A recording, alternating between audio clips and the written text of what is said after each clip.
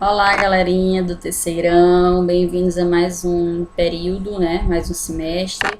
E hoje nós vamos começar a nossa revisão sobre sociologia do trabalho, tá? Para a gente finalizar esse conteúdo já na próxima semana.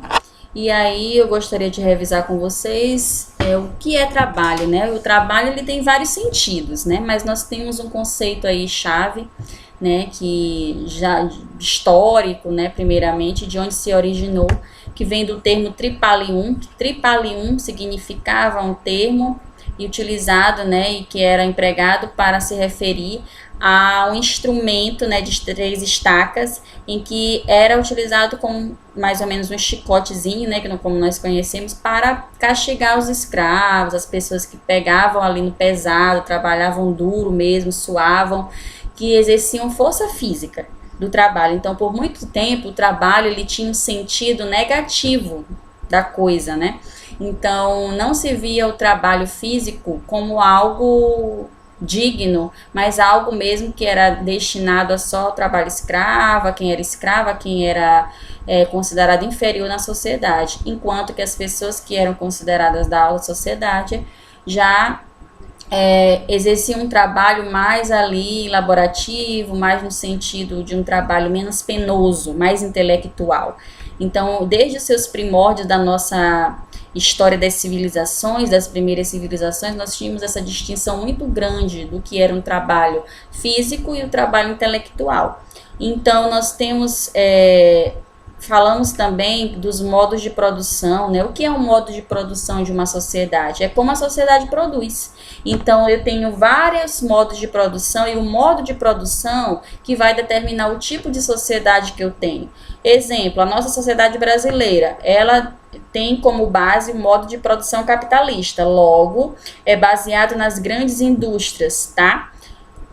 E aí nós temos sociedades que, por exemplo, eram lá no feudalismo, na época do feudalismo, o trabalho era baseado na servidão. Então, se o trabalho era servil e não escravo, por exemplo, e não assalariado, como é na sociedade brasileira e capitalistas como um todo, o trabalho era servil, nós tínhamos um modo de produção feudal. Então, esse modo de produção, ele era determinado pelo tipo de trabalho, tá? Então, o que vai determinar o modo de produção, que é como a sociedade produz, é o tipo de trabalho, tá?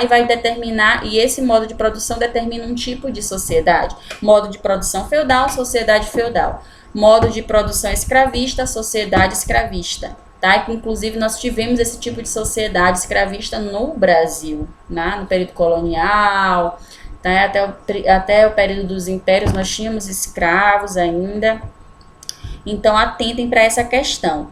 E aí, nós temos alguns elementos que são fundamentais que determinam o modo de produção. Nós temos 3 elementos, que é a força de trabalho, o instrumento de trabalho e o objeto de trabalho. O que constitui a força de trabalho?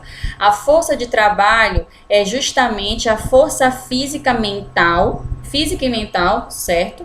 Empregada ali pelo trabalhador para executar ali uma função, né?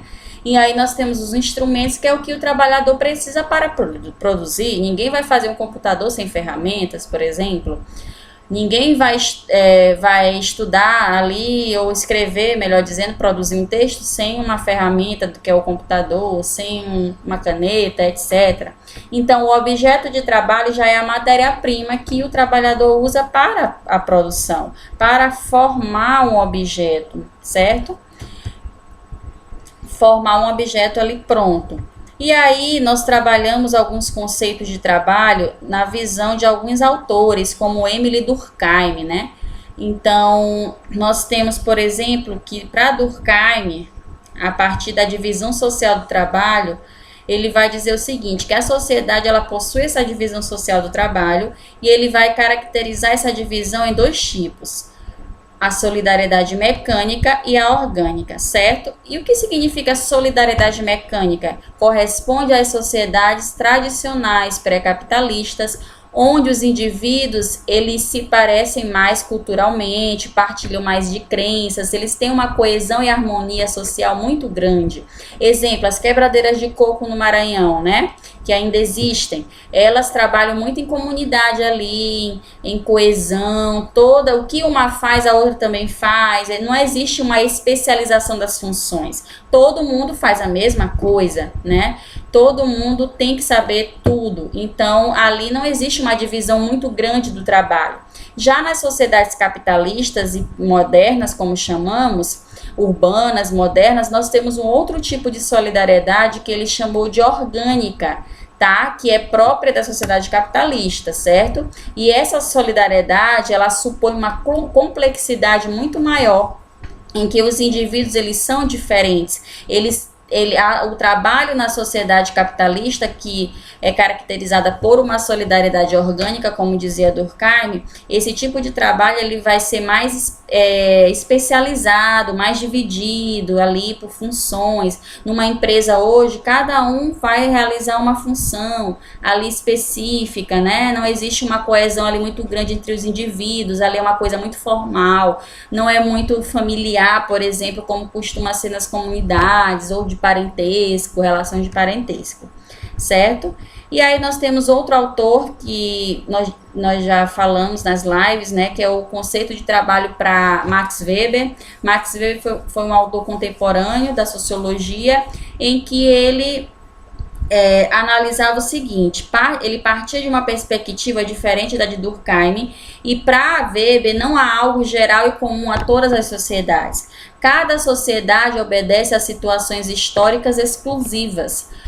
E no capitalismo, o trabalho teria se tornado uma atividade fundamental. Então, a especificidade do capitalismo está no encontro entre o espírito capitalista. Então, o que ele vai analisar? Ele vai analisar as sociedades do Ocidente, tá? Da Europa, etc., Europa Ocidental, onde ele conseguia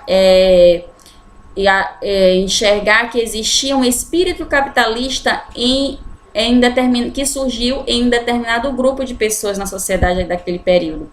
Então, eram os protestantes. Tanto que tem um livro dele, uma obra chamada, muito conhecida, A Ética Protestante e o Espírito do Capitalismo. Então, ele constatou um encontro entre mente capitalista e ética protestante, né? O trabalho ocupava um lugar central, ou seja, se perpassava uma ideia, se propagava uma ideia que, por exemplo, o trabalho era bom, quem trabalhava era quem era uma pessoa abençoada, quem obtinha muito lucro. Então tinha toda essa noção que os protestantes eles tinham pela sua religião. E aí o Weber dizia que justamente por essa percepção protestante de como os protestantes viam e entendiam o trabalho como algo mesmo para o lucro, para a obtenção do lucro, inclusive que pela Igreja Católica era considerado usura e tal, não podia se acumular riquezas, e os protestantes tinham uma outra noção disso, que podia sim acumular, só não podia era ser salvo pelas obras e por vender indulgências, como a Igreja Católica já acreditava que era uma outra questão. Então, para Weber, a ideia de trabalho que os protestantes tinham foi uma ideia que disseminou um espírito capitalista, porque o capitalismo, na sua gênese e natureza, ele tem como característica principal a acumulação de bens e riquezas, do lucro, tá? Daí o Weber ter a sacada de que, para ele, né, logicamente, para Max Weber, o trabalho, a concepção de trabalho que surgiu ali no meio dos protestantes disseminou um espírito capitalista, certo? Valeu, galerinha, por hoje. Continue aí acompanhando as nossas lives, tá bom? E na próxima semana nós vamos tirar nossas dúvidas sobre a atividade que eu passei para vocês baseado nessa temática. Valeu!